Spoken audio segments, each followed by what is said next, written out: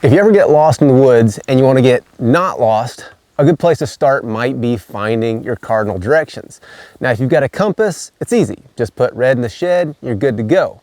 But if you don't have a compass, a GPS, or a smartphone, finding direction might be a little bit more challenging. I can barely do anything without my cell phone and my GPS. I am a useless man. In this video, I'm going to show you how to not be that guy. I'm going to show you several different methods of direction finding, and we're going to start with the tried and true methods of using the sun and stars, but then we're going to move into some techniques that you might not have seen before, including making a DIY electromagnetic compass with stuff that you might have on you, and even turning your knife into a compass needle. Before we get into the really cool stuff, I want to start kind of at the beginning with one of the oldest and most basic methods for finding north, and that's the North Star. It just so happens that the Earth's axis is lined up almost perfectly with the star known as Polaris, or the North Star. And so as the Earth rotates, it makes it appear that all other stars rotate around that one central point. And if you know how to locate it, you can get an exact bearing on true geographic north. Now notice I said true geographic north, which differs from magnetic north. Now we're going to talk about that a little bit later in the video, but first, let's find the North Star. A lot of people think that the North Star is the brightest star in the sky, but it isn't, not by a long shot. It is, however, very easy to locate by lining up the two end stars in the Big Dipper. These are known as the pointer stars, and if you line them up, they actually point directly at Polaris. If for some reason you can't see the Big Dipper, you can also use the constellation known as Cassiopeia, which looks kind of like a W. Now, because Polaris is only visible from the northern hemisphere, this isn't going to work for my friends down south. For that, you guys are going to have to rely on something known as the Southern Cross, and because I've never been down there to actually see the thing myself, I can't really help you there. Sorry. Our next method is for daytime navigation, and for this, all we need is a little bit of sun, a couple of sticks, maybe a pebble or two, and a little bit of time. So we'll just take a stick, put it in the ground, and we need to mark the end of the shadow. So I'll just take a pine cone and put right there. We'll come back in an hour or so, and the shadow will have shifted. We'll mark that other one, and that'll give us east-west.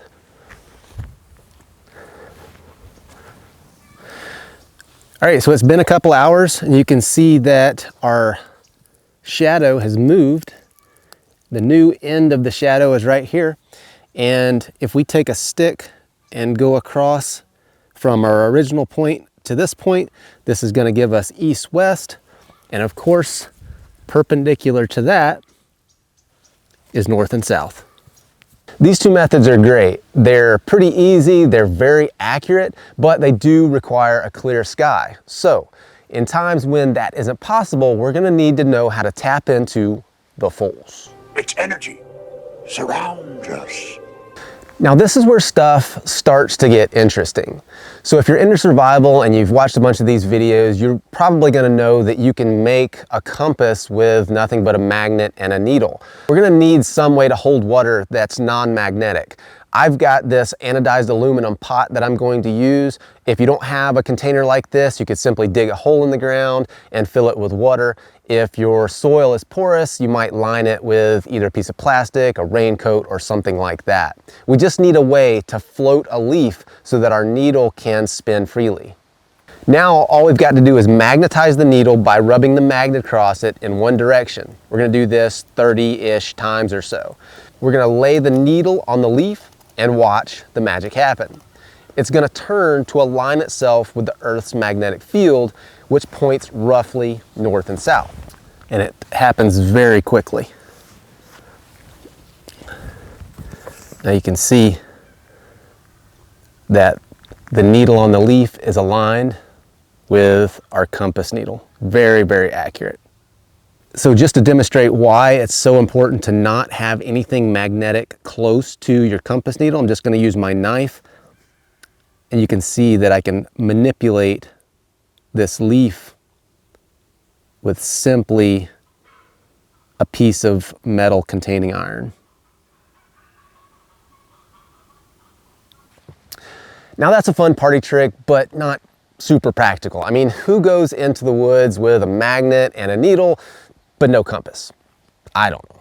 These days though, there are actually a lot of outdoor clothing and other accessories that are actually incorporating magnets into the design.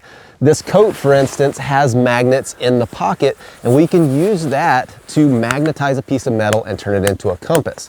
Now, of course, you could use these magnets to magnetize a needle like we've already shown, but again, most people aren't going to have a needle on them. What you should, however, have is a knife. We'll just rub the knife blade against this magnet just like we did with the needle. Then we're going to place our knife blade on a piece of wood and watch the force at work. I'm going to use this stick to indicate north and south. The knife blade will turn to align itself with the Earth's magnetic field.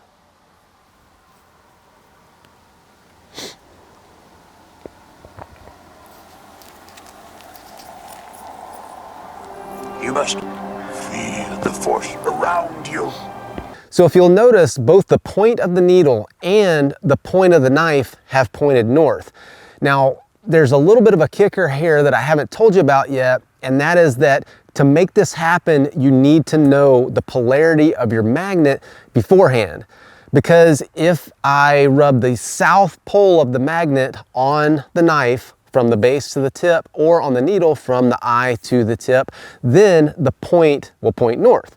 However, if I do it the other way around, the point will actually point south. And so unless you know the polarity of your magnet beforehand, you're not going to know which way is pointed north and which way is pointed south. However, you will have a north-south axis, which is a lot more useful than not knowing direction at all. And if you're familiar with your environment, you can oftentimes use environmental cues to kind of figure out which is the southerly facing direction and which is the northerly facing direction. For instance, in mountainous regions, the vegetation community on a northerly facing slope is oftentimes very different than the vegetation communities on the southerly facing slopes. So just as an interesting side note, you can actually find the polarity of an unmarked magnet by using a compass. Not that this is going to be super helpful in a survival situation, because if you have a compass to find the polarity of the magnet, you don't really need the magnet to make the compass. But I think it was interesting anyway. So if I take this refrigerator magnet and hold it near the compass here, you can see that I can manipulate the compass needle. The south point of the compass needle is attracted to the north side of this magnet. And if I flip it around, you can see that now the north needle on the compass is attracted to the south side of this magnet. You could also just cut out the knife and the needle and just use the magnet itself. If it can spin freely, either by floating it on a body of water or by suspending it from a very thin thread, that magnet will turn to align itself with the Earth's magnetic field. So I'm not going to cut my jacket open to get the magnets out of there. So to demonstrate this, I'm just going to use these refrigerator magnets, and I'm going to float them on a piece of wood.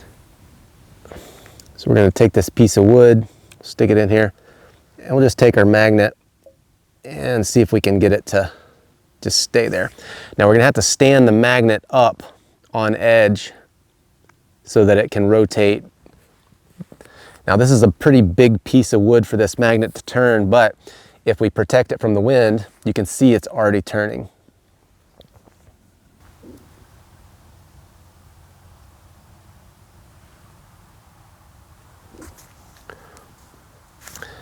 And again, it's lined itself up with north and south. Now, I don't know about you, but I think the fact that the Earth is a giant magnet and we're constantly surrounded by these magnetic fields which we can tap into is pretty doggone cool. The methods that I've just shown to make a compass from a magnet and some piece of metal are fun, they're accurate, and they could be very useful in the right situation if you have a magnet. But if you don't have a magnet, we're gonna have to figure out how to find direction using what we have in our packs. Now, most of us are going to have, if we're out on a day hike or backpacking or something like that, we're gonna have some sort of battery. And if we can find a battery and we can scrounge up a little bit of wire somewhere, and again, another little piece of metal, we can actually make a magnet from those things. And we're actually going to make an electromagnet. So to make an electromagnet, you're going to need a couple of different things. One is you're going to need a battery of some sort. Now you could use a battery out of a headlamp, you could use a camera battery. For this demonstration, I'm just going to use a regular old AA battery, and I'm going to talk about why I do that towards the end of this demonstration. You're also going to need some sort of wire. Now, a lot of times people will carry charging cords for the various devices, smartphones, cameras, different things like that. If you can sacrifice one of those, you can strip off the insulation off the outside and get to the internal wires. And the last thing you're going to need is some sort of metal with an iron content. So for this demonstration, I'm just going to use a nail. Now, of course, most people aren't going to be walking around with a nail in their pack if they're out in the woods. But if you can find any kind of piece of steel that's kind of linear like this, you can use that. So it would have to have some sort of iron content. So you're not going to be able to use copper. You're not going to be able to use aluminum or things like that. You have to have something that you can magnetize. So a piece of old wire that maybe you find on the ground, a piece of a tin can, a lot of different things that you could use in place of this nail.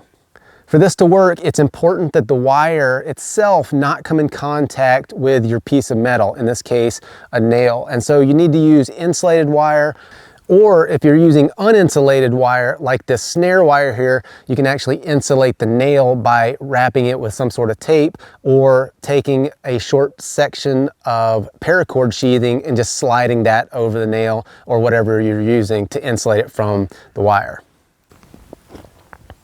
So the orientation of your battery is going to determine which way points north and which way points south. And so if we want the point of this nail to point north, we're going to want to connect this to the negative terminal on this battery. And so I'll just lay this right here, and we'll just tape it right down. Again, when I connect this other side to the positive terminal on this battery, this thing's going to start heating up very quickly. All right, so our electromagnet is on, and just as a demonstration, I'm going to use it to connect to this nail. So it makes a very strong magnet. So now we should be able to suspend this on our floating piece of wood, and it'll align itself with north and south.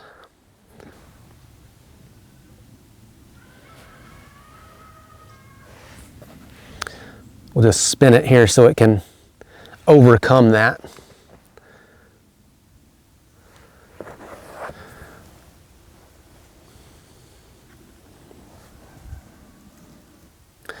So you can see our nail now is lining up with our compass, perfectly lined up with magnetic north and south.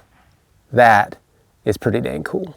Now, one thing that you have to make sure of is that you protect this from the wind, and that you don't have a bunch of like detritus and just floating stuff in your water, because it's a very weak force. And so if it has to overcome a bunch of stuff in the water, or if it's coming in contact with the edge of your container, that can kind of mess with it a little bit. It needs to be able to spin very, very freely. Now, I did want to mention that this drains the battery very, very quickly. And so when you make one of these, you're probably going to only have a minute or two, maybe 3 or 4 minutes for this to work before the battery's depleted and the magnet just quits working. The other thing to keep in mind is, by connecting the positive and negative terminals on this battery, I'm not sure what the long-term effect on a battery is. And so I would suggest, if you're going to try this, I would suggest just using a disposable battery versus some expensive rechargeable battery from a headlamp. And if I was in a survival situation, I needed to do something like this, I would use this as a last resort because of those two things, because it drains your battery down very quickly, and also it may just flat out ruin the battery.